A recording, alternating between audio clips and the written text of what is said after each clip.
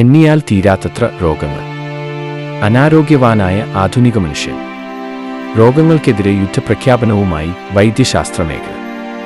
എന്നാൽ സകല മരുന്നുകളെയും വെല്ലുവിളിച്ചുകൊണ്ട് രോഗങ്ങൾ മനുഷ്യജീവിതത്തെ നരകതുല്യമാക്കുന്നു. രോഗങ്ങളിൽ താരതമ്യേന ജനകീയനാണ് പ്രമേഹം. ഈ ജനകീയൻ അരങ്ങത്ത് പ്രതിനായകനായി വിലസുന്നവരിൽ പ്രമുഖനാണ്. ഈ രോഗത്തിന്റെ പിടിയിൽ നിന്നും ഒരു പൂർണ്ണമോചനം അസാധ്യമാണെന്ന് ആധുനിക ഭിഷഗ്വരന്മാർ ജനങ്ങളെ പഠിപ്പിക്കുന്നു. മരണം വരെ മരുന്നു കഴിക്കുക, അഥവാ മരുന്നു കഴിച്ചു മരിക്കുക. അവർക്ക് നിർദ്ദേശിക്കാനുള്ള ഒരേയൊരു പോംവഴി ഇതുമാത്രമാണ്. കേരളം പ്രമേഹ രോഗികളുടെ പറുദീസ ആയി മാറിക്കഴിഞ്ഞു. ജനസംഖ്യയിൽ 20% പ്രമേഹ രോഗികൾ. അതായത് 5 മലയാളികളിൽ ഒരാൾ പ്രമേഹരോഗിയാണ് എന്ന് സാരം. ഇത് അത്ര നിസ്സാര കണക്കല്ല. ഒരു വർഷം ഏതാണ്ട് 2000 കോടി രൂപയുടെ മരുന്ന് ഈ രോഗത്തിനു വേണ്ടി മാത്രമായി കേരളത്തിൽ വിറ്റഴിക്കുന്നു എന്ന കണക്ക് വേറെ ഉണ്ട്.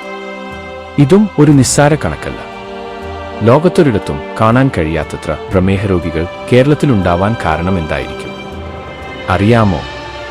അക്കാര്യം ആർക്കാണ് അറിയാത്തത്? ഇന്ന് നമ്മുടെ ജീവിത രീതി ആകെ മാറിയില്ലേ? ശരിയാണ്. ജീവിത രീതി അടിമുടി മാറിയപ്പോൾ ഭക്ഷണരീതിയും മാറി. വിശപ്പിന് ഭക്ഷണം തികയാതിരുന്ന ഒരു കാലമുണ്ടായിരുന്നു കേരളത്തിൽ, അല്ലേ? ശരിയാണ്. അരവയർ നിറയ്ക്കാൻ പാടുപെട്ടിരുന്ന ഒരു ദാരിദ്ര്യകാലം നമുക്കുണ്ടായിരുന്നു. അക്കാലത്തെ അരിയുടെ ക്ഷാമത്തെക്കുറിച്ചൊക്കെ കേട്ടിട്ടുണ്ട്. ശരിയാണ്. കപ്പയും കാച്ചിലും ചേനയും ചേമ്പും ചെറുകിഴങ്ങും ചക്കയും മാങ്ങയും പച്ചക്കറികളും മറ്റു ഫലമൂലാദികളുമൊക്കെ കഴിച്ച് കാര്യമായ രോഗങ്ങളൊന്നുമില്ലാതെ അന്നത്തെ മലയാളി ജീവിച്ചു. അരവയർ നിറച്ച് ആരോഗ്യത്തോടെ അവർ ജീവിച്ചു. പക്ഷേ ഒരു കാര്യമുണ്ട്. അന്നത്തെ മലയാളിയെ കാണാൻ ഒരു ചേലും ഉണ്ടായിരുന്നില്ല. എല്ലുന്തിയ, കവിളൊട്ടിയ, വയറൊട്ടിയ, കറുത്തുമെലിഞ്ഞ ഒരു ദാരിദ്ര്യപേക്കോലം. എന്നാൽ സമ്പന്നരെ കാണാൻ എന്തു ചേല! രോമാവൃതമായ കുടവയറും തുടുത്ത കവിളുകളും മാതളവർണ്ണവും. പറഞ്ഞത് ശരിയാണ്. അരിഭക്ഷണം അന്ന് ചേലുള്ള ഈ സമ്പന്നരുടെ പ്രധാന ഭക്ഷണമായിരുന്നു.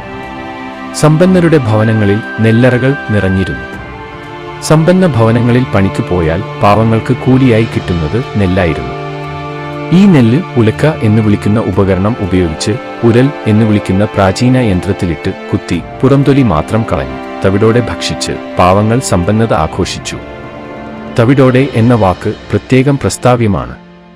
അക്കാലത്തെ മലയാളിക്ക് പ്രമേഹം കേട്ടുകേൾവി മാത്രമായിരുന്നു. ഗ്രാമങ്ങളിൽ പ്രമേഹ രോഗികൾ ഉണ്ടായിരുന്നില്ല. പ്രമേഹം നഗരങ്ങളിൽ മാത്രമുള്ള ഒരു രോഗമായിരുന്നു. നഗരങ്ങളിൽ വൈദ്യുതി ഉണ്ടായിരുന്നു. എന്നാൽ ഗ്രാമങ്ങളിൽ വൈദ്യുതി എത്തിയിരുന്നില്ല. അതേ ചേട്ടാ, ഈ വൈദ്യുതിയും പ്രമേഹവും തമ്മിൽ എന്തു ബന്ധമാണ്? വൈദ്യുതി എന്തു ചെയ്തു?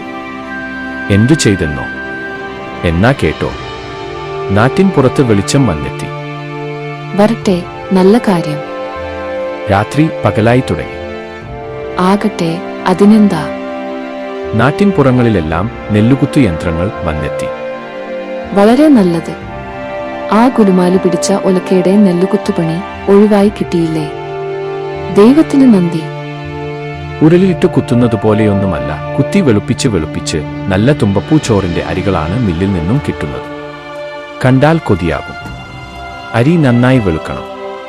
ഇല്ലെങ്കിൽ മില്ലുകാരനാണ് കുറ്റം. വെളുപ്പിനോട് പണ്ട് മുതലേ മലയാളിക്ക് വലിയ ആരാധനയാണ്.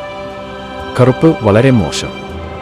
എന്നാൽ വെളുക്കാൻ തേച്ചത് പാണ്ടായാൽ എങ്ങനെയിരിക്കും? അങ്ങനെയാണത് സംഭവിച്ചത്. അങ്ങനെ എന്ന് പറഞ്ഞാൽ എങ്ങനെ? പറയാം, കേട്ടോൾ. വൈദ്യുതി വന്നെത്തുന്നു.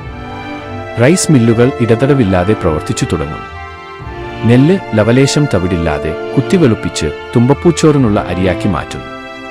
തൂഷനിലയുടെ നടുവിൽ ചിരിച്ചുകൊണ്ടിരിക്കുന്ന തുമ്പപ്പൂച്ചോറിനെ കവികൾ വാനോളം വാഴ്ത്തുന്നു. അങ്ങനെ അരിയെ നമ്മൾ വെളുപ്പിച്ച് കുട്ടപ്പനാക്കി തുമ്പപ്പൂ ചോറ് വിളമ്പാൻ തുടങ്ങിയ കാലം മുതൽ പ്രമേഹം നമ്മുടെ നാട്ടിലേക്ക് അടിവെച്ചടിവെച്ച് കയറാൻ തുടങ്ങിയെന്ന് പറഞ്ഞാൽ ആരെങ്കിലും സമ്മതിച്ചു തരുമോ? ഇല്ല ചേട്ടാ, സമ്മതിച്ചു തരില്ല. വേണ്ട, സമ്മതിക്കേണ്ട.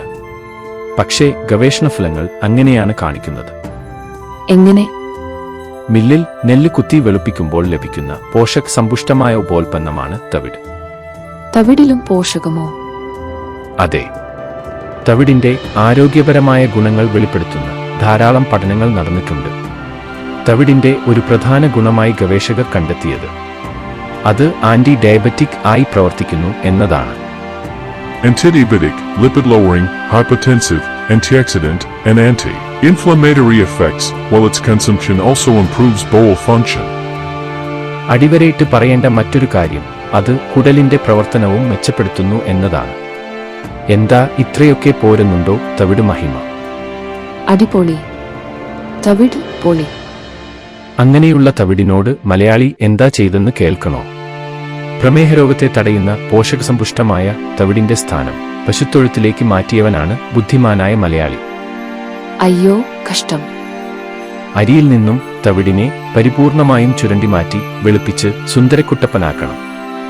എന്നാലേ കാണാനൊരു ചേലുള്ളൂ.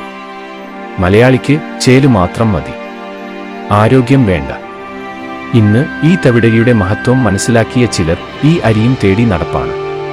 കിട്ടാനില്ല, കിട്ടിയാൽ ഇരട്ടി വില കൊടുക്കണം. എന്നാലെന്താ? പ്രമേഹക്കാർ ഉപയോഗിച്ചു നോക്കിയപ്പോൾ സംഗതി സത്യമാണ്. ഫലം കാണുന്നുണ്ട്. ഇന്ന് ആധുനിക ശാസ്ത്രം പറയുന്നു ടൈപ്പ് 2 പ്രമേഹം ചികിത്സിച്ച് ഭേദമാക്കാൻ ഇനി മരുന്നുകൾ ആവശ്യമില്ലത്രേ. ഇത് ഒരു ജീവിതശൈലീ രോഗമായതിനാൽ ജീവിതശൈലിയും ഭക്ഷണരീതിയും ക്രമീകരിച്ചാൽ ഈ രോഗത്തെ നിയന്ത്രണവിധേയമാക്കാൻ കഴിയുമത്രേ. എത്രയോ കാലമായി പ്രകൃതി ചികിത്സകർ ഇക്കാര്യം ഇവിടെ ആവർത്തിച്ചു പറഞ്ഞിട്ടുള്ളതാണ്, തെളിയിച്ചു കഴിഞ്ഞിട്ടുള്ളതാണ്. ഇപ്പോൾ ആധുനിക ശാസ്ത്രവും അക്കാര്യം ശരിവെക്കുന്നു. പക്ഷേ ഇക്കാര്യത്തിൽ അനുഭവസമ്പത്തുള്ളത് പ്രകൃതി ചികിത്സകർക്കായതിനാൽ കൂടുതൽ ഉപദേശങ്ങൾക്ക് നല്ല ഒരു പ്രകൃതി ചികിത്സകനെ സമീപിക്കുന്നതായിരിക്കും ഉചിതം. ഇതുകൊണ്ട് തീരുന്നില്ല. ബുദ്ധിമാനായ മലയാളിയുടെ മണ്ടത്തരങ്ങളുടെ കഥ ഇനിയും തുടരും. Thank you for watching. Stay tuned for the next episode. Goodbye.